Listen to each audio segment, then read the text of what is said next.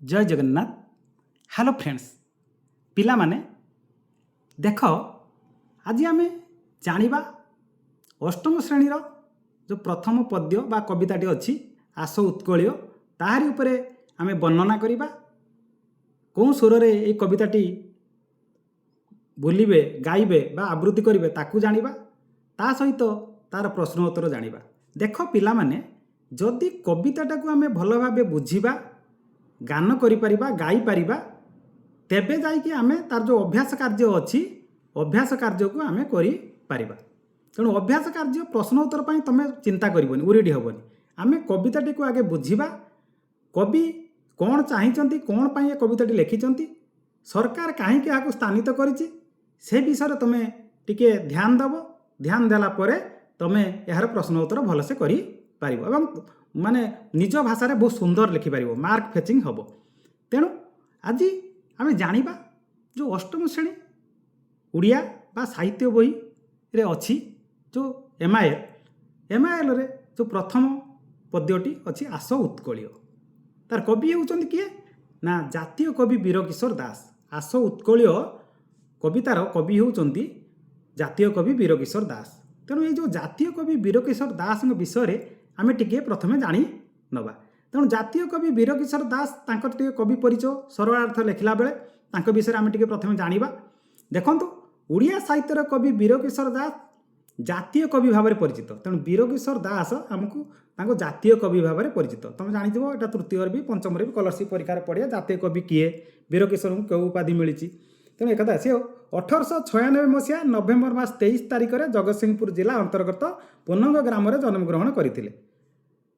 से एकाधार जड़े देशवत्सल, देश को भल पाउथिले, देशप्रेमी, मानववादी और गांधी दर्शनवादी तथा उग्र जातीयतावादी कवि थिले। स्वाधीनता संग्राम बन्ही शिखा को प्रज्वलित करने उद्देश्य मनकर दीपटे जलुची, ताकू ता देहरे आमे कौन करवा, घी देले तेल देले दीपटी जलिब। तेणु सी कौन करुले, तांकर जो शिखा को सी प्रज्वलित करुले कविता माध्यम, लेखा माध्यम, किए यही जातीय कवि वीरकिशोर। तेणु से देखु से सरल तरल सावलील भाषा कविता मान रचना करते। अति सुंदर सरल तरल सबू जमी बुझीपारे, समस्त हृदय को छुईज, पानी जमी माने तरल हो सबुआड़े चली जाए, तांकर कविताटी समस्त को छुई पार तरल परी। तद्वारा ओडिशार पुरपल्ली रे आबाल वृद्ध वनिता उद्बुद्ध होई पतंग परी स्वाधीनता संग्राम। पतंग जमी निआँ को देखिले, पतंग कौन करे, निआँ देखिले उड़िकी आसे, जोटी था से उड़ी उड़िकी निआँ देखिले आलो देखिले आसो। से ही तांकर कविता को पढ़ी पतंग परी स्वाधीनता संग्राम रे लोक माने ध्यास दौले। कवि द्वारा लिखित पुस्तक गुड़िक हूँ कौन कौन ना मोहनबंशी, विद्रोही वीणा, फूलचंदन, वीर गीतिका बा स्वाधीनता संग्राम समय रचना होता इत्यादि बा प्रभृति।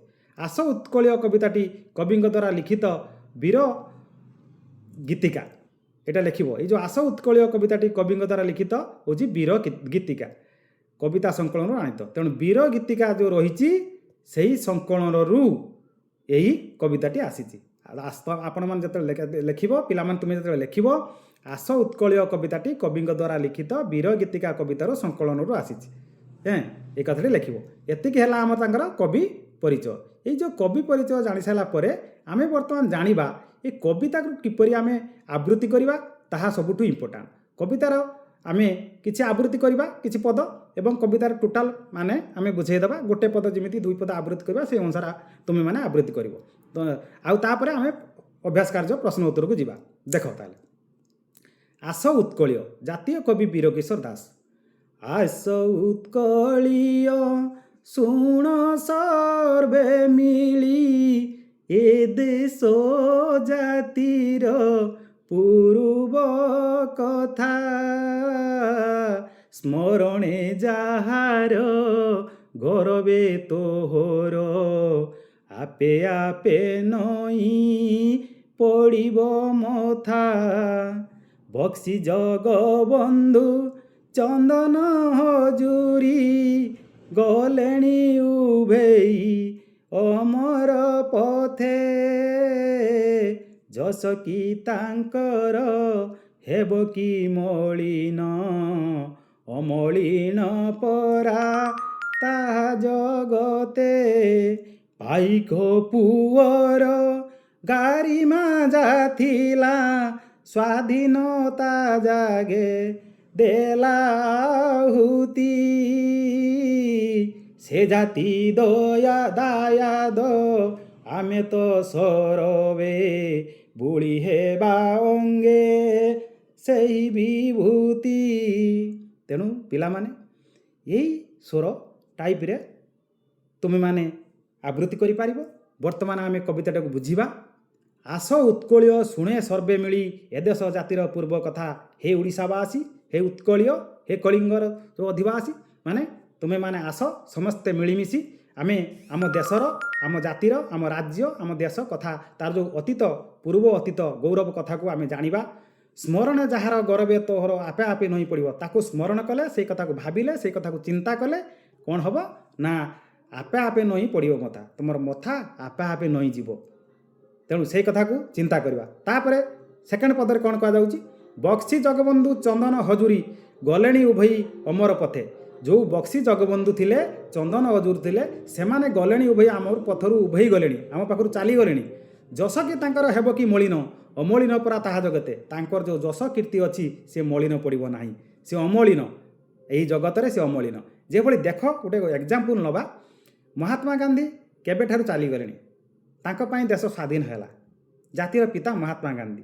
କିନ୍ତୁ ଆମେ ସମସ୍ତେ ତାଙ୍କୁ ପୂଜା କରୁଛନ୍ତି, ମନେ ରଖିଛନ୍ତି, ତାଙ୍କ କଥା ଆଲୋଚନା ହେଉଛି, ଯୁଗ ଯୁଗ ବି ତାଙ୍କ କଥା ରହିବ। ସେଇଭଳି ଆମର ଚରିତ୍ର, ଆମର ଗୁଣ, ଆମ ଯଶ, ଆମ କୀର୍ତ୍ତି ଆମ ଦେଶ ପାଇଁ ହେବା ଦରକାର, ଆମ ଦେଶ ମାତୃକାୟ ପାଇଁ ହେବା ଦରକାର। ସେଇ କଥା ଏଠି କୁହାଯାଉଅଛି। ଦେଖ, ପାଇକ ପୁଅର ଗାରିମା ଯାହା ଥିଲା ସ୍ୱାଧୀନତା ଜାଗେ ଦେଲା ଆହୁତି। ପାଇକ ପୁଅର ଯାହା ଗାରିମା ଯାଉଥିଲା ସେ ସ୍ୱାଧୀନତା, ଦେଶ ପ୍ରେମ ପାଇଁ, ଦେଶକୁ ରକ୍ଷା କରିବା ପାଇଁ ସେ ସବୁ ଆହୁତି ଦେଇଦେଲା। ଯେମିତି ଆମେ ଯଜ୍ଞ କଲେ ଆହୁତି ଦିଅନ୍ତି, ଏଠି ସେମିତି ଆହୁତି ତାଙ୍କର ଯେଉଁ ମାନେ ଦେଶକୁ ଭଲ ପାଇବା ପାଇଁ ତାଙ୍କର ତ୍ୟାଗ ସବୁକିଛି ସେ ଉଜାଡ଼ି ଦେଇଥିଲେ। ଯେ ଜାତି ଦାୟାଦ ଆମେ ତ ସରବେ, ଯେଉଁ ଜାତିର ଆମେ ଦାୟାଦ, ଆମେ ସନ୍ତାନ, ଆମେ ସମସ୍ତେ ବୁଳି ହେବା ଅଙ୍ଗେ ସେହି ବିଭୂତି। ସେହି ବିଭୂତିକି ଆମେ ବୁଳି ହେବା। ଆମେ ଯେଉଁ ଜାତିର ଆମେ ଦାୟାଦ, ଆମେ ସେହି ଜାତିର ବିଭୂତିକି ଆମ ଦେହରେ ଗୋଳିବା। ଆମ ଦେଶ ସ୍ୱଦେଶୀ, ବିଦେଶୀ କଥା ଭୁଲି ଆମେ ସ୍ୱଦେଶୀ କଥା ଚିନ୍ତା କରିବା। ଆମ ଦେଶର ଉନ୍ନତି, ଆମ ଦେଶର ବିକାଶ, ଆମ ଦେଶ ଚିନ୍ତାଧାରା କେମିତି ହେବ, ଆମେ ସେହି କଥା ଚିନ୍ତା କରିବା। ତେଣୁ ବୁଝୁଛନ୍ତି ପିଲାମାନେ? ତେଣୁ ଦେଖ, ତୁଷାଳୀ ପ୍ରାନ୍ତରେ ଦିନେ ବହିଥିଲା, ତୁଷାଳୀ ପ୍ରାନ୍ତରେ ଦିନେ ବହିଥିଲା ସମରେ ବୀରର ରକତ ନଈ, ସ୍ୱାଧୀନତା ପାଇଁ ପ୍ରାଣ ଦେଲେ ଯେତେ ପଚାରିଲେ ମାଟି ଯିବ ତ କାହିଁ। ଦେଖ, ଏଇ ଯେଉଁ ତୁଷାଳୀ, ତୁଷାଳୀ ହେଉଛି କହିଲେ କ'ଣ? ତୁଷାଳୀ କହିଲେ ଓଡ଼ିଶା, ଏଇଟା ହେଉଛି କ'ଣ ଦେଖ, ବା କଳିଙ୍ଗ। ତୁଷାଳୀ ହେଉଛି କ'ଣ? ଓଡ଼ିଶା ବା କଳିଙ୍ଗ। ଏଇ ଓଡ଼ିଶା ବା କଳିଙ୍ଗ ମନେ ରଖିବ। ଅତୀତର ଅଶୋକଙ୍କ ସମୟରେ ଏଇ ତୁଷାଳୀ ରାଜଧାନୀ ଥିଲା। ଅଶୋକଙ୍କ ସମୟରେ ତୁଷାଳୀ ହେଉଛି କ'ଣ ଥିଲା? ରାଜଧାନୀ ଥିଲା, ଯେଉଁଟା କ୍ୟାପିଟାଲ କୁହନ୍ତି ଇଂଲିଶରେ। ରାଜଧାନୀ ଥିଲା କିଏ? ଏଇ ତୁଷାଳୀ। ଏଇ ଯେଉଁ ତୁଷାଳୀ ରାଜଧାନୀ ଥିଲା, ବର୍ତ୍ତମାନ ସେଟା ଓଡ଼ିଶା ବା କଳିଙ୍ଗ। ଇଏ କାହିଁକି ଏଠି ବ୍ୟବହାର କରାଯାଇଛି ଏଇ କଥାଟି? ନା ବ୍ୟବହାର କରାଯାଇଛି ନା କଳା, ସଂସ୍କୃତି ଓ ପରମ୍ପରାକୁ ଦର୍ଶାଇବା ପାଇଁ ଏଠି ସେଇ କଥାଟି ବ୍ୟବହାର କରାଯାଏ। ଆମର ପୂର୍ବରୁ ଯେଉଁ କଳା, ସଂସ୍କୃତି, ପରମ୍ପରା, ଆମର ଯେଉଁ ଐତିହ୍ୟ ଜ୍ଞାନ, ଯେଉଁ ଦେଶପ୍ରେମ ଥିଲା, ତେଣୁ ତୁଷାଳୀ ପ୍ରାନ୍ତରେ ଦିନେ ବହିଥିଲା। ସେଇ ପଡ଼ିଆରେ, ତୁଷାଳୀ ପଡ଼ିଆରେ ପ୍ରାନ୍ତରେ ଯେଉଁ ପ୍ରାଙ୍ଗଣ ଧରେ କ'ଣ ହେଇଥିଲା ନା ସମରେ ବୀରର ରକତ ନଈ ବହିଥିଲା। ସମର ହେଇଥିଲା ଦେଶକୁ ରକ୍ଷା କରିବା ପାଇଁ, ଆମ ଦେଶ, ଆମ ଜାତି ପାଇଁ କେତେ ବୀରମାନେ ନିଜକୁ ଶହୀଦ କରିଥିଲେ। ସେଠି ରକ୍ତ ନଦୀ ଛୁଟିଥିଲା। ସ୍ୱାଧୀନତା ପାଇଁ ପ୍ରାଣ ଦେଲେ ଯେତେ ପଚାରିଲେ ମାଟି ଯିବ ତ କାହିଁ। ଯଦି ଯେ ସ୍ୱାଧୀନତା ପାଇଁ ଯେତେ ପ୍ରାଣ ଦେଇଛନ୍ତି, ଆମେ ଯେତେ ପଚାରିଲେ ବି ମାଟି ଯିବ ତ କାହିଁ। ତେଣୁ ଏଇ ମାଟି ଆମର କୁଆଡ଼େ ଯିବ ନାହିଁ, ମାଟି ହିଁ ରହିଛି। ତେଣୁ ମାଟି ଚାଲିଯିବ। ସ୍ୱାଧୀନତା ପାଇଁ ପ୍ରାଣ ଦେଲେ ଯେତେ ପଚାରିଲେ ମାଟି ଯିବ ତ କାହିଁ। ତେଣୁ କେବେ ଏଇ ମାଟି କୁଆଡ଼େ ଯିବ ନାହିଁ। ତେଣୁ ଆମେ ଏଇ ମାଟି, ଆମର ଜାତି, ଆମେ ଭାରତୀୟ, ଆମ ଦେଶପ୍ରେମ, ଏକୁ ଆମର ଅତୀତର ବୀର, ଆମର ଗାଥା, ଗାରିମା, ସଂସ୍କୃତି, ପରମ୍ପରାକୁ ଆମେ ଐତିହ୍ୟକୁ ଆମେ ବଜାୟ ରଖିବା, ଗୁଣଗାନ କରିବା। ଆମେ ଦେଶ ମା ପାଇଁ ସବୁବେଳେ ଜୀବନ ଦେବାକୁ ଚେଷ୍ଟା କରିବା। ଦେଖନ୍ତୁ, କୁନି କୁନି ପିଲାମାନେ ଦେଶ ଉଦ୍ଭବର ଏଇ ଯେଉଁ ଚିତ୍ର ସବୁ ଦିଆହେଇଛି, ଏଇଠି ତୁମେ ସବୁ ଅନୁପ୍ରାଣିତ ହେବା ପାଇଁ ଏଇ ଚିତ୍ର ଗୁଡ଼ିକ ଦିଆହେଇଛି। ତାପରେ ଦେଖନ୍ତୁ, ଶାନ୍ତି ମୈତ୍ରୀ ପ୍ରୀତି ପୁତାପାଣି ଜହିଁ ସ୍ଫୁରୁଥିଲା ଅତି ଅନ୍ତରେ ଭରି। ଯେଉଁଠି ସେଠି ସବୁ କ'ଣ ଥିଲା ନା ଶାନ୍ତି, ମୈତ୍ରୀ, ପ୍ରୀତି ସବୁ କଥା ଆମର ମନରେ, ଆମର ଅନ୍ତରରେ ଭରି ରହିଥିଲା। ଦେଖ, ଲୋକମାନଙ୍କ ଭିତରେ ସମ୍ପର୍କ ଭଲ ଥିଲା, ଯୋଗାଯୋଗ, କଥାବାର୍ତ୍ତା, ଭାଗବତ ଟୁଙ୍ଗି ଇତ୍ୟାଦି କଥା ଦେଖନ୍ତୁ, ଯେଉଁଠିକି ସ୍ନେହ, ଶ୍ରଦ୍ଧା, ସବୁ ପର୍ବପର୍ବାଣୀ ଯେଉଁ ପାଳନ ହେଉଥିଲା, ସବୁଥିରେ ସବୁ ଭରି ରହିଥିଲା। ସୁନ୍ଦରତା ମାନେ ସବୁ କିଛି ରହିଥିଲା। କିନ୍ତୁ ବର୍ତ୍ତମାନ ତା ଦେଖାଯାଉ ଅହିଂସା ମନ୍ତ୍ରରେ ଦେଲା ଯେଉଁ ଦୀକ୍ଷା କାହିଁ କେଉଁ ଦେଶ ହେବ ତା ସରି। ତେଣୁ ସେଇ ଯେଉଁ ଶାନ୍ତି ମୈତ୍ରୀ ପ୍ରୀତି ପୋତବାଣୀ ସବୁ ଥିଲା ଅନ୍ତରରେ ଭରି ରହିଥିଲା, ଅହିଂସା ମନ୍ତ୍ର ହିଂସା କରିବା ନାହିଁ, ସେଇ ଯେଉଁ ମନ୍ତ୍ରଟା ଥିଲା ଅହିଂସା ମନ୍ତ୍ର, ଆମକୁ ଜଣେ ମାରିଲେ ଆମେ ସହିଯିବା, ତାକୁ ମାରିବା ନାହିଁ। ଏଇ ଯେଉଁ କଥା, ଏଇ ଯେଉଁ ଦୀକ୍ଷା ଆମେ ନେଇଥିଲେ, ଯେମିତି ଆମେ ଗୁରୁଙ୍କୁ ଆମେ ଦୀକ୍ଷା ନେଉଛନ୍ତି, ବର୍ତ୍ତମାନ ବିଭିନ୍ନ ପ୍ରକାର ଗୁରୁ ବାହାରୁଛନ୍ତି, ସେଇ ଗୁରୁଙ୍କ ପାଖରୁ ଆମେ ଯେଉଁ ଦୀକ୍ଷା ନେଉଛନ୍ତି, ସେଇଭଳି ଆମେ ଦେଶ ମାତୃକାକୁ ପାଇଁ ବଞ୍ଚେଇ ରଖିବା ପାଇଁ, ଦେଶ ମାଆକୁ ଭଲ ପାଇବା ପାଇଁ ସେଇ ଅତୀତର ପୂର୍ବ ପୁରୁଷମାନଙ୍କ ଠାରୁ ଆମେ ଦୀକ୍ଷା ନେବା, ତାଙ୍କରି କଥାକୁ ମାନିବା। କାହିଁ କେଉଁ ଦେଶ ତ ହେବ ସରି, ଆମ ଦେଶ ସହିତ ଆମ ଜାତି ସହିତ କେଉଁ ଜାତି ସରି ହେବ ନାହିଁ କି କେଉଁ ଦେଶ ସରି ହେବ ନାହିଁ। ଜାତି ପାଇଁ ଦିନେ ବାଳୁତ ଧରମା ଝାସିଥିଲା ପ୍ରାଣ ସାଗର ଜଳେ। ଆମର ଯେଉଁ ଧରମା କଥା ଜାଣିଥିବ, ସିଏ ଆମର ଜାତି ପାଇଁ ତାର ଜୀବନକୁ ସାଗରରେ ଦହି ପଡ଼ିଥିଲା। ଯେଉଁ ମନ୍ଦିର କୋଣାର୍କ ମନ୍ଦିର ତିଆରି କରି 1200 ବଢ଼େଇରେ ଯେତେକୁ ବଞ୍ଚେଇବାକୁ ଯାଇ ସେ ନିଜେ ମୁଣ୍ଡି ମାରିକି ସାଗରକୁ ଡେଇଁ ପଡ଼ିଲେ। ତେଣୁ ସେଇଭଳିଆ ଦେଖ, ଛୋଟ ପିଲାଟେ 1200 ବଢ଼େଇର ଦାଏ ନା ତାର ଦାଏ। ତେଣୁ ସେଥିପାଇଁ ସେ ଚିନ୍ତା କରିକି ସେ ସମୁଦ୍ରକୁ ଡେଇଁ ପଡ଼ିଲେ। ଜଣେ ଲୋକର ଜୀବନ ଗଲା କିନ୍ତୁ 1200 ଲୋକ ବଞ୍ଚିଗଲେ। ତେଣୁ ସେ ସେଇଭଳିଆ ବୀର, ଆମର ଜାତିର ସେଇଭଳିଆ ବୀର ଆଗରୁ ଥିଲେ, ଆମେ ସେଇଭଳିଆ ହେବା। ଲିଭିବ କି ତାର ଅଲିଭା କାହାଣୀ, ଥିବା ଯାଏ ନର ଧରଣୀ ତଳେ। ଏହି ଧରଣୀ ଯେତେ ପର୍ଯ୍ୟନ୍ତ ଥିବ, ତେଣୁ ଏ ନର, ଏଇ ଧରଣୀରେ ନରମାନେ, ମାନବମାନେ, ମଣିଷମାନେ ଯେତେ ଦିନ ଥିବେ, ତାର କ'ଣ କାହାଣୀ ଲିଭିଯିବ? କେବେ ଲିଭିବନି। ଅଲିଭା କାହାଣୀ ସେ ହେଇକି ରହିଗଲେ। ସେଇ ଧରମା କ'ଣ ହେଲା ନା ଅଲିଭା କାହାଣୀ ହେଇକି ରହିଗଲେ। ସେଇଭଳି ଆଉ ଗୋଟେ ପଦ ଦେଖିବା, ତ୍ୟାଗ ଆଦରସ ଜାତିର ମହତ୍ଵ ଦେଶ ପାଇଁ ଦେଲା ନିଜକୁ ବଳି। ଦରିଦ୍ର ଜନର ବନ୍ଧୁ ଗୋପବନ୍ଧୁ ସେ ପୁଅ ମହିମା ହେବ କି କଳି। ଦେଖ, ତ୍ୟାଗ ଆଦରସ ଜାତିର ମହତ୍ଵ, ଜାତିର ମହତ୍ଵକୁ ବୁଝି, ଗୁଣକୁ ବୁଝି, ନିଜର ଯେଉଁ ଆଦର୍ଶ, ନିଜର ଯେଉଁ ତ୍ୟାଗ ଥିଲା, ପରୋପକାର ଥିଲା, ସହନଶୀଳତା ଥିଲା, ଦେଶ ପାଇଁ ସେ ନିଜକୁ ବଳି ଦେଇଦେଲେ। ନିଜର ପୁଅକୁ କଥା ଚିନ୍ତା କରି, ନିଜ ପରିବାର କଥାକୁ ଚିନ୍ତା କରି ନାହିଁ, ନିଜ ଦେହକୁ ଦେଖି ନାହିଁ, ସବୁକିଛି ତାকে ଦେଶ ପାଇଁ। ଦରିଦ୍ର ଜନର ବନ୍ଧୁ ଗୋପବନ୍ଧୁ, ଏଠି ତାଙ୍କୁ ସେଇଥିପାଇଁ କୁହାଯାଇଛି ଦରିଦ୍ର ଜନର ବନ୍ଧୁ। ଦରିଦ୍ର ଜନର ବନ୍ଧୁ କିଏ? ଗୋପବନ୍ଧୁ। ସେ ପୁଅ ମହିମା ହେବ କି କଳି। ସେ ଯେଉଁ ପୁଅ ଗୋପବନ୍ଧୁ, ଏଠି ସେ ପୁଅ କୁହାଯାଉଛି, ଗୋପବନ୍ଧୁ କୁହାଯାଇଛି। ତାଙ୍କୁ କ'ଣ କଳି ହେବ? ମାନେ ଅନୁମାନ କରିବ, ତା ସହିତ କିଏ ମାପ କରିହେବ?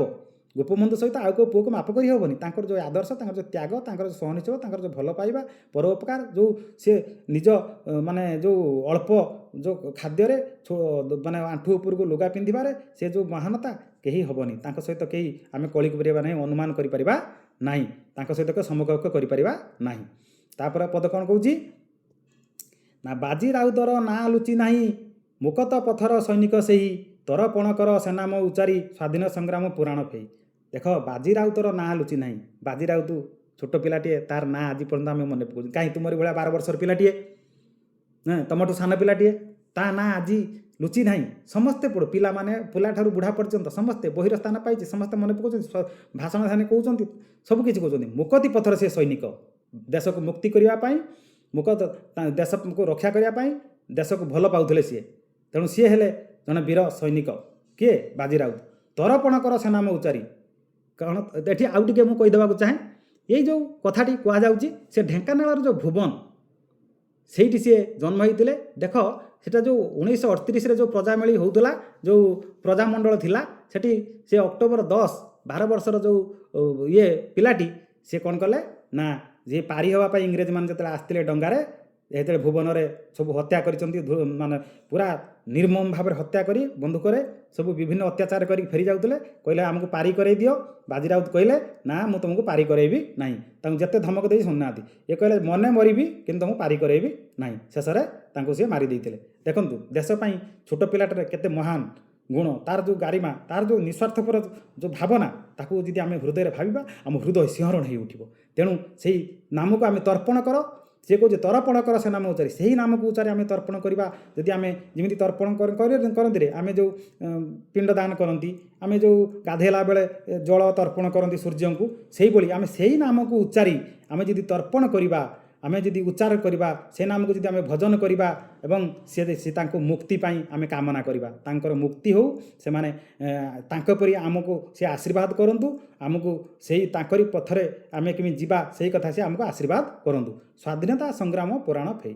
ଏଇ ଯେଉଁ ସ୍ୱାଧୀନ ସଂଗ୍ରାମ, ଆମର ଯେଉଁ ସଂଗ୍ରାମରେ ସେ ଯେଉଁ ସବୁ ବିଭିନ୍ନ ତାଙ୍କର ଥିଲା କଥା, ଆମେ ସେଇଭଳି ଆମ ଦେଶକୁ ଭଲ ପାଇବା ପାଇଁ, ଆମର ରାଜ୍ୟକୁ ଭଲ ପାଇବା ପାଇଁ ଆମେ କ'ଣ କରିବା, ତାଙ୍କରି ଭଳି ହେବା।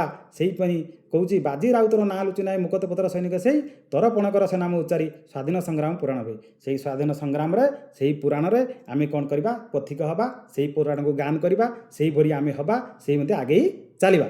ତେଣୁ ଏଇ କଥା ଗଲା ପରେ ତାପରେ ଦେଖନ୍ତୁ ଏଇ ଯେଉଁ ଚିତ୍ର ଦେଇଛି ବାଜି ରାଉତର ଚିତ୍ର, ସୈନିକମାନେ ଯେତେବେଳେ ଇଂରେଜମାନେ ତାଙ୍କୁ କହିଛନ୍ତି, ଇଂରେଜମାନେ ତାଙ୍କୁ ଡାକ ଦେଇଛନ୍ତି, ଏ ପାଖକୁ ଆସିଛି, କିନ୍ତୁ ତାପରେ ଯେତେବେଳେ କହିଛି ଆମେ ପାରି କରିଦିଏ, ଇଏ କିନ୍ତୁ ପାରି କରିଦେଇ ନାହିଁ, ଡଙ୍ଗାକୁ ଧୀରେ ଧୀରେ ନେଇକି ଯାଇଛି, ଏ ସେଠୁ ବନ୍ଧୁକରେ ତାକୁ ଇଏ କରିଛନ୍ତି। ତେଣୁ ଦେଖ ଚିନ୍ତା କର ଏଇ ଯେଉଁ ଚିତ୍ରରେ ଦିଆହେଇଛି ଏଇ ନଦୀଟି ଦେଖନ୍ତୁ, ସେଇ ଅନୁସାରେ ଆପଣ ତୁମେମାନେ ଇଏ କରିବ। ତ କବି ପରିଚୟ ଆମେ ଜାଣିଥିଲେ, କବି ପରିଚୟ ଆମେ ବର୍ତ୍ତମାନ ଆସିବା ପାଠ ଅନ୍ତର୍ଗତ। ଆସ କବିତାକୁ ଭଲ ଭାବରେ ଆବୃତ୍ତି କରିବା, ବୁଝିବା, ଉତ୍ତର ଲେଖିବା। ଆବୃତ୍ତି ଯେତେ ଭଲ କରିବ ତେବେ ଯାଇକି ତୁମେ ବୁଝିପାରିବ। ଦେଖନ୍ତୁ କରେ କ'ଣ ହେଉଛି, ନିମ୍ନଲିଖିତ ପ୍ରଶ୍ନ ଗୁଡ଼ିକ ଠିକ୍ ଉତ୍ତର ପାଖରେ ତାରା ଚିହ୍ନ ଦିଅ, ଯେଉଁଟା ଷ୍ଟାର ଚିହ୍ନ, ଏଇ ଯେଉଁ ଷ୍ଟାର ଚିହ୍ନଟି ଦିଆଯାଇଛି। ଦେଖ ଏ ଦଶ ଜାତିର ପୂର୍ବ କଥା, ଏହି ପାଦରେ ଥିବା ପୂର୍ବ କଥାଟିରେ କେଉଁ କଥା ପ୍ରକାଶ ପାଉଛି? ନା ଅତୀତର ଗୌରବ କଥା, ଐତିହାସିକ କଥା, ସୃଜନଶୀଳ, ବୈଜ୍ଞାନିକ ଚିନ୍ତାଧାରା। ନା ଅତୀତର ଗୌରବ କଥା ସିଏ କୁହାଯାଇଛି। ଏଠି ଷ୍ଟାର ଚିହ୍ନଟି ଏମିତି ଦେଇଦେବ, ଷ୍ଟାର ଚିହ୍ନ ଦିଆଯିବ। ବୁଝିପାରିଲ? ତାପରେ ଦେଖ ଏଠି 2 ନମ୍ବର ଆସୁଛି କ'ଣ? କବିତାର ବିଷୟବସ୍ତୁ ନିମିତ୍ତ କେଉଁ ପ୍ରସଙ୍ଗ ଉପରେ ଆଧାରିତ ହୋଇଛି? କବିତାର ବିଷୟବସ୍ତୁ କେଉଁ ପ୍ରସଙ୍ଗ ଉପରେ? ଦେଶର ପ୍ରଗତି କଥାରେ ହେଇଛି, ନା ଦେଶର ଅର୍ଥନୀତି, ଦେଶର ଅଲିଭା କାହାଣୀ, ଦେଶ ପାଇଁ ଉତ୍ସର୍ଗିତ ଭାବନା? ନା ଦେଶର ଅଲିଭା କାହାଣୀ ବିଷୟରେ ହେଇଛି। ଏଇଠି ଷ୍ଟାର ଚିହ୍ନଟି ଦେବ। ଏଇଟା ତାହେଲେ ଠିକ୍ ହେଲା। ତେଣୁ ସେଇଭଳି ଆମେ ବର୍ତ୍ତମାନ ଯିବା 3 ନମ୍ବରକୁ। ଦେଖ 3 ନମ୍ବରରେ କ'ଣ କୁହାହେଉଛି? ସେ ପୁଅ ମହିମା ହେବ କି କଳି, ଏ ପାଦରେ ସେ ଶବ୍ଦ କାହା ପାଇଁ ବ୍ୟବହୃତ କରାଯାଇଛି? ସେ ଶବ୍ଦ ସେଠି କବିତାଟି ପଢ଼ିଥିଲା ବେଳେ ମୁଁ ତୁମକୁ କହୁଥିଲି। ଦେଖନ୍ତୁ ଏଠି କ'ଣ ହେଉଛି ନା ଗୋପବନ୍ଧୁ, ଗୋପବନ୍ଧୁ। ତେଣୁ ଏଇଟା ଠିକ୍, ଗୋପବନ୍ଧୁ ସେ ହେଉଛି ଗୋପବନ୍ଧୁ। ଏଠି ଦେଖିବା ମୁକତି ପଥର ସୈନିକ ବୋଲି କବିତାରେ କାହା କୁହାଯାଇଛି? ଏଇ ଯେଉଁ 4ଟି ଅପସନ୍ ଦେଇଛି, ତେଣୁ ଏଠି କାହା କୁହାଯାଇଛି? ବାଜି ରାଉତକୁ କୁହାଯାଇଛି। ମୁକତି ପଥର ସୈନିକ ବୋଲି ବାଜି ରାଉତକୁ କୁହାଯାଇଅଛି। ତୁମ ସାଙ୍ଗମାନଙ୍କ ସହିତ ଭିନ୍ନ ଭିନ୍ନ ଉତ୍ତର ବାଛି ଥାଇପାରନ୍ତି। ଯିଏ କ୍ଲାସ୍ରେ ଯେତେବେଳେ ପ୍ରଶ୍ନ ଉତ୍ତର ସାଙ୍ଗ ଯିଏ ଅଲଗା ଉତ୍ତର କହିଥିବ, ତୁମେ ବାଜି ରାଉତ କହିଛ, ବାଜି ରାଉତର ଠିକ୍। ଆଉ କିଏ ମନେକର ଏସବୁ କହିଛନ୍ତି, ଧର୍ମା କି ଗୋପବନ୍ଧୁ ଯିଏ କହିଥିବେ, ସେଇ ଉତ୍ତର ଗୁଡ଼ା କାହିଁକି ବାଛିଲ ତାହା ତୁମ ସାଙ୍ଗମାନଙ୍କ ସହିତ ଆଲୋଚନା କର। ସେ କାହିଁକି এই ଉତ୍ତରଟା କହିଲେ ସେ କଥା ଆଲୋଚନା କରିବା ପାଇଁ ସେ କୁହାହେଉଛି। ଶିକ୍ଷକଙ୍କ ସହାୟତାରେ ଏଠି ଆଲୋଚନା ହେବ। ମିଳିମିଶି ଯୋଡ଼ିବା। ଦେଖ ଏଇ ଯେଉଁ ଦେଇଛି କ ସ୍ତମ୍ଭ ଖ ସ୍ତମ୍ଭ ଆମେ ଯୋଡ଼ିବା ପାଇଁ ତୁମେ ସହଜ। ତେଣୁ ଏଠୁ 1 ନମ୍ବର ପଡ଼ିବ, ୟା ସହିତ ଯୋଡ଼ାଯିବ। ତେଣୁ ବର୍ତ୍ତମାନ ଦେଖିବା ଆମେ ଏଇ ଯେଉଁ ଯୋଡ଼ିବାରେ ଆମେ କ'ଣ ଅଛି ନା ବକ୍ସି ଜଗବନ୍ଧୁ ଚନ୍ଦନ ହଜୁରୀ ଗଲଣି ଉଭଇ ଅମର ପଥେ। ଏଠି କେଉଁଠି ଅଛି? ମାନେ ଏଠି ସେଇ କଥାଟି ଆମେ ଦେଖିବା। ତେଣୁ ଏଠି ଦେଖନ୍ତୁ ବକ୍ସି ଜଗବନ୍ଧୁ ଚନ୍ଦନ ହଜୁରୀ ସ୍ୱାଧୀନତା ସଂଗ୍ରାମ କରି ଅମର ହୋଇଛନ୍ତି। ତେଣୁ ଏଇଟା ଠିକ୍ ହେବ। ତେଣୁ ୟା ସହିତ ଏଠି ଟାଣିଦେବ ତୀର। ସେମିତି ତୁଷାଳୀ ପ୍ରାନ୍ତରେ ଦିନ ରହିଥିଲା ସମର ବୀରର ରକତ ନଈ, ତୁଷାଳୀ ପ୍ରାନ୍ତରେ ରକତ ନଦୀ ପ୍ରବାହିତ ହୋଇଥିଲା। ୟା ସହିତ ଏଟା ଯୋଡ଼ିଦେବା। ଦରିଦ୍ର ଜନର ବନ୍ଧୁ ଗୋପବନ୍ଧୁ ସେ ପୁଅ ମହିମା ହେବ କି କଳି? ତେଣୁ ଏଇଟା ଦେଖନ୍ତୁ ୟା ସହିତ ଏଠି 1 ନମ୍ବର, 3 ନମ୍ବର ସହିତ 1 ନମ୍ବର। ତାପରେ ଆଉ ଯେଉଁଟା ରହିଲା ସାଙ୍ଗେ ସାଙ୍ଗେ ଆମେ ଯୋଡ଼ିଦେବା ୟା ସହିତ। ବାଜି ରାଉତର ନାଁ ଲୁଚି ନାହିଁ ମୁକତିପଥର ସୈନିକ, ବାଜି ରାଉତର ନାଁ ଏବେ ବି ଲୁଚି ନାହିଁ, ଆମେ ଯୋଡ଼ିଦେଲେ। ତେଣୁ ଏଟା ସରିଗଲା ପରେ ଆମେ ପଳେଇ ଆସିବା କେଉଁଠି? କବିତାର ପଦଗୁଡ଼ିକ ଆଲୋଚନା କର। ନିମ୍ନରେ କବିତାରେ କିଛି ପଦ ଦିଆଯାଇଛି, ସେଗୁଡ଼ିକ ଭଲ ଭାବରେ ପଢ଼ିବା, ଚିନ୍ତା କରିବା, ବୁଝିବା ଏବଂ ସାଙ୍ଗମାନଙ୍କ ସହ ଆଲୋଚନା କରି ଲେଖିବା। ଦେଖନ୍ତୁ କ ନମ୍ବର, ପାଇକ ପୁଅର ଗାରିମା ଯା ଥିଲା, ସ୍ୱାଧୀନତା ଯୋଗେ ଦେଲା ଆହୁତି, ସେ ଜାତି ଦାୟାଦ ଆମେ ତ ସରବେ, ବୁଳି ହେବା ଅଙ୍ଗେ ସେହି ବିଭୂତି। ତେଣୁ ଏଇଟାକୁ ଆମେ ଯେଉଁ ପାଇକ ପୁଅ, ସେଇ ଯେଉଁ ପାଇକ ପୁଅର ଯେଉଁ ଗାରିମା ଥିଲା। ଦେଖନ୍ତୁ ପାଇକ ଯେଉଁ ଆଖଡ଼ା, ତୁମେମାନେ ଜାଣିଥିବ ପିଲା, ପାଇକ ଯେଉଁ ବିଭିନ୍ନ ଦେଖିଥିବ ଛଉ ଫଉ ଯେଉଁ ନୃତ୍ୟ ହୁଏ, ସେଇ ଯେଉଁ ପାଇକମାନେ ଯୋଦ୍ଧା ଥିଲେ, ସେମାନଙ୍କର ଯେଉଁ ଆଖଡ଼ାରେ ଅଭ୍ୟାସ କରନ୍ତି, ତାଙ୍କର ଯେଉଁ ଗାରିମା, ସିଏ କ'ଣ କରିଥିଲେ ନା ଦେଶ ପାଇଁ ଜୀବନ ଦେଇକି ସେମାନେ କ'ଣ କରୁଛନ୍ତି, ବହୁତ କିଛି କଷ୍ଟ ସହିଛନ୍ତି। ସ୍ୱାଧୀନତା ଯୋଗେ ଦେଲା, ସେ ସ୍ୱାଧୀନତା ପଥରେ, ସ୍ୱାଧୀନତା ସ୍ୱାଧୀନତା ପାଇଁ ସେମାନେ କ'ଣ କରୁଛନ୍ତି, ନିଜକୁ ଆହୁତି ଦେଇଛନ୍ତି, ଝାସ ଦେଇଛନ୍ତି। ସେ ଜାତି ଦାୟାଦ ଆମେ ତ ସେଇ ଜାତିର ଦାୟାଦ, ବୁଳି ହେବା ଅଙ୍ଗେ ସେ ତାଙ୍କରି ବିଭୂତିକି ଆମେ ବୁଳି ହେବା, ଆମେ ସବୁ ତାଙ୍କୁ ଭୁଲିବା ନାହିଁ, ଭୁଲିକି ଆମେ କଷ୍ଟ ପାଇବା ଭବିଷ୍ୟତରେ। ତେଣୁ ଶାନ୍ତି ମୈତ୍ରୀ ପ୍ରୀତି ପୁତବାଣୀ ସେ ଯେ ସ୍ଫୁରୁଥିଲା ପ୍ରତି ଅନ୍ତର ଭରି, ଅହିଂସା ମନ୍ତ୍ରରେ ଯେଉଁ ଦୀକ୍ଷା କାହିଁ କେଉଁ ଦେଶ ହେବ ତା ସରି। ତେଣୁ ଦେଖନ୍ତୁ ଯେଉଁ ଶାନ୍ତି ମୈତ୍ରୀ ପ୍ରୀତି ଯେଉଁ ଥିଲା, ସିଏ ସ୍ଫୁରୁଥିଲା ପ୍ରତି ସମସ୍ତଙ୍କ ଅନ୍ତରରେ ଭରି ରହିଥିଲା। ସମସ୍ତେ ଦେଶକୁ ଭଲ ପାଉଥିଲେ, ଦେଶ ପାଇଁ ଜୀବନ ଦେବାକୁ ପଛଉନଥିଲେ, ଅହିଂସା ମନ୍ତ୍ରରେ ସବୁ ଦୀକ୍ଷିତ ହେଇଥିଲେ, ଦୀକ୍ଷା ନେଇଥିଲେ, ସମସ୍ତଙ୍କ ଭିତରେ ସୁସମ୍ପର୍କ ଥିଲା। କାହିଁ କେଉଁ ଦେଶ ଆମ ଦେଶ ସହିତ ସରି ନୁହେଁ ବୋଲି ଏବେ ବି କୁହାଯାଉଛି, ଆଗରୁ ବି କୁହାଯାଉଥିଲା। ଏ ବିଶ୍ୱରେ ଆମ ଦେଶ ହେଉଛି ଶ୍ରେଷ୍ଠ। देख से एगुड़ा सब लिख त्याग आदर्श जातिर महत्व देश देला निजक बोली दरिद्र जन बंधु बंधु से पुओ महिमा हब कि कली तेणु तांकर त्याग आदर्श जातिर महत्व को से निज जीवन को बलि देते देश किए निजर परिवार को भूली निज कथा भूली से देश सब चिंता करुले किए गोपबंधु दरिद्र जनर से बंधु दरिद्र दुख देखी से सही पारती ना से पुओ महिमा आम के कलना क्या सहित करें बुझी विचारी लेख कविता को भल भाव में पढ़ी निम्न दिया प्रश्न को उत्तर लेख ए देश जातिर पूर्व कथा उक्त धाड़ी रे केउं देश जातिर पूर्व कथा संपर्क में कहुई कहीं ताना आम उक्त धाड़ी रे केउं देश कथा कहुई ना आमर केउं देश भारतर देश आम ओडिया जाति कथा कहुच्छी पूर्व कथा संपर्क में कहीं कहुई ना सेमाने जो वीर जो कहानी तांकर जो अभुला स्मृति जो भल पाइबा थिला से सब आज देखा जाऊ नहीं आम किपरि तांकरी कथा को मन रखा से कथा ये कहुजाऊ अच्छी बक्सी जगबंधु यही सब उत्तर गुड़ा देखूँ आम नेक्स्ट परवर्ती अध्याय आम यार प्रश्न जाना भिडियोटी बहुत बड़ हो जाऊँगी बहुत बहुत धन्यवाद जय जगन्नाथ जदि पंडा क्लासेस यूट्यूब चैनल को लाइक एंड सब्सक्राइब करने करने मोर अनुरोध जय जगन्नाथ।